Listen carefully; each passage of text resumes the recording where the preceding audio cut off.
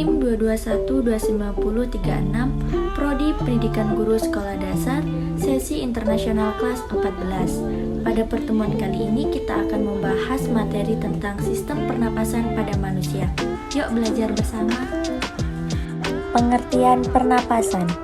Pernafasan atau respirasi adalah suatu proses mulai dari pengambilan oksigen, pengeluaran karbohidrat hingga penggunaan energi di dalam tubuh.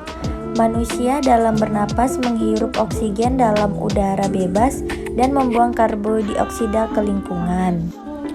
Organ pernapasan pada manusia. Yang pertama ada rongga hidung atau cavum nasalis. Rongga hidung merupakan tempat yang paling awal dimasuki udara pernapasan.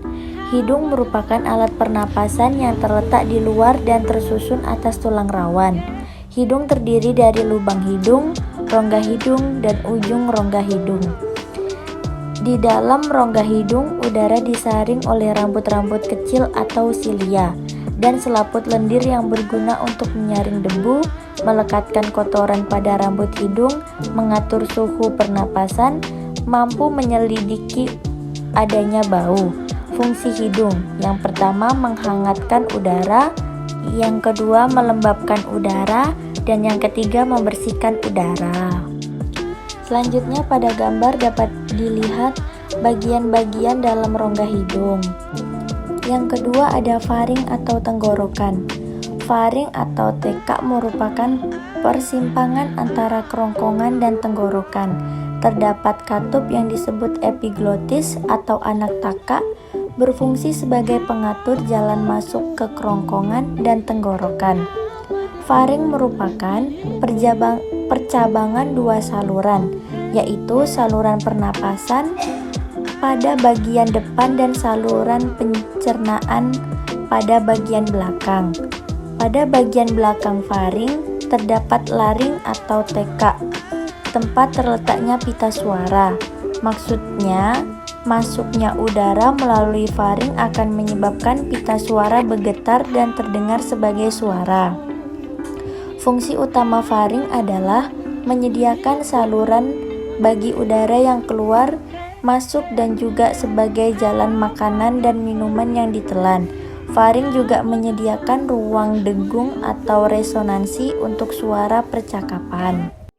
Bisa dilihat pada gambar terdapat bagian-bagian pada faring.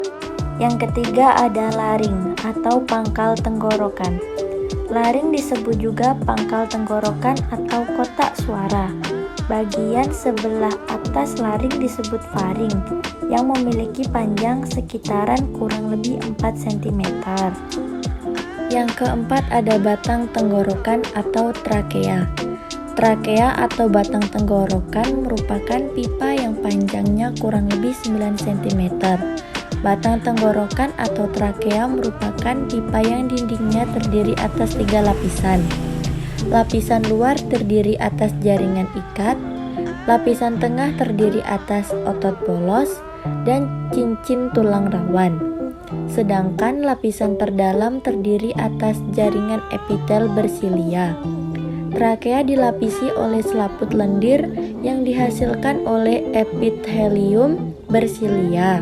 Silia-silia ini bergerak ke atas ke arah laring, sehingga dengan gerakan ini debu dan butir-butir halus lainnya yang masuk saat menghirup napas dapat dikeluarkan.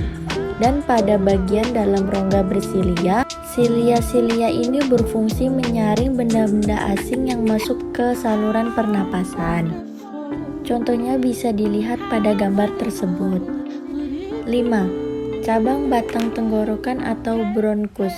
Bronkus terdiri dari 2 percabangan, yaitu bronkus kanan dan kiri. Letaknya juga berbeda. Bronkus kanan lebih vertikal daripada kiri, sedangkan struktur ini sehingga bronkus kanan akan mudah dikemasukan benda asing yang menyebabkan paru-paru kanan lebih mudah terserang penyakit bronkitis.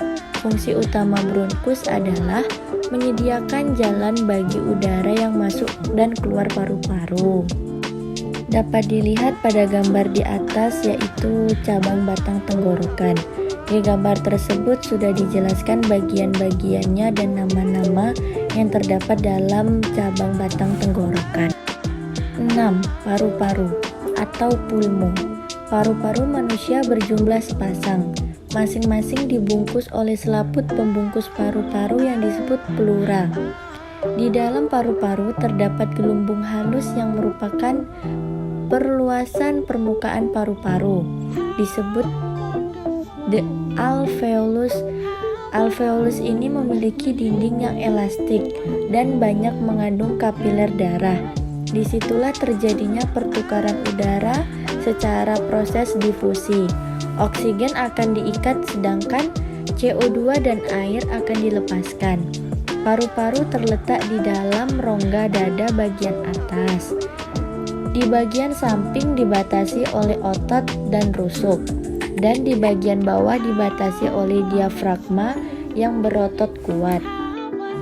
Selanjutnya, pada gambar tersebut sudah dijelaskan bagian-bagian apa saja yang terdapat dalam paru-paru.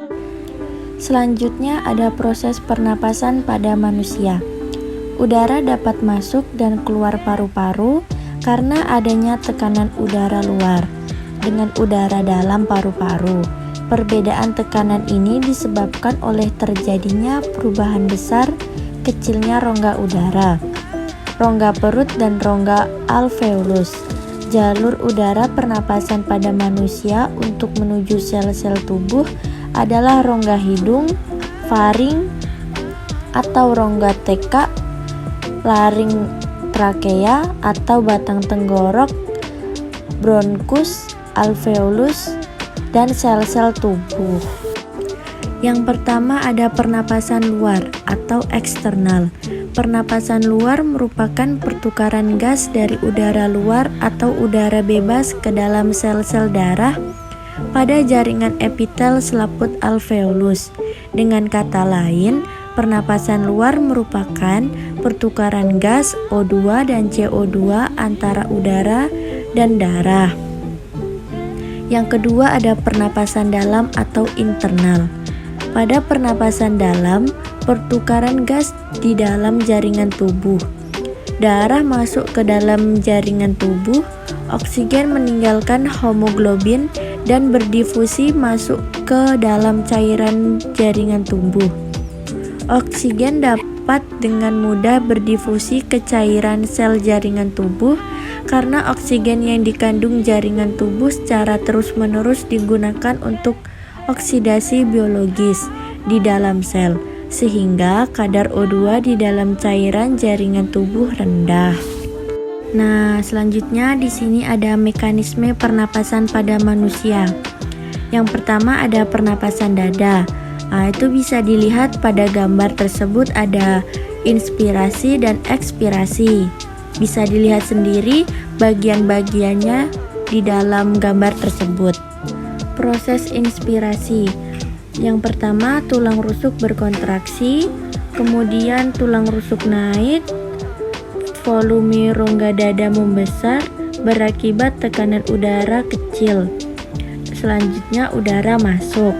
Selanjutnya ada proses ekspirasi. Yang pertama, tulang rusuk mengendur, kemudian tulang rusuk turun, kemudian volume rongga dada mengecil berakibat tekanan udaranya membesar. Selanjutnya udara masuk. Yang kedua ada pernapasan perut.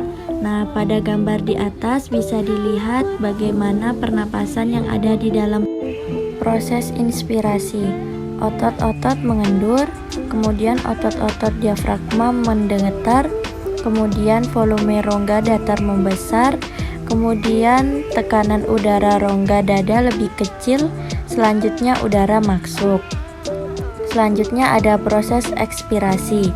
Otot diafragma berkontraksi, kemudian volume rongga dada mengecil, selanjutnya tekanan udara rongga dada membesar, hingga akhirnya udara keluar. Faktor yang mempengaruhi frekuensi pada manusia.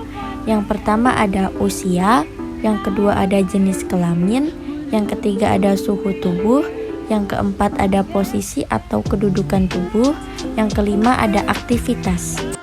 Gangguan pernapasan pada manusia. Yang pertama ada emfisema, yang kedua ada asma, yang ketiga ada influenza atau flu, yang keempat ada tuberkulosis atau TBC, yang kelima ada bronkitis.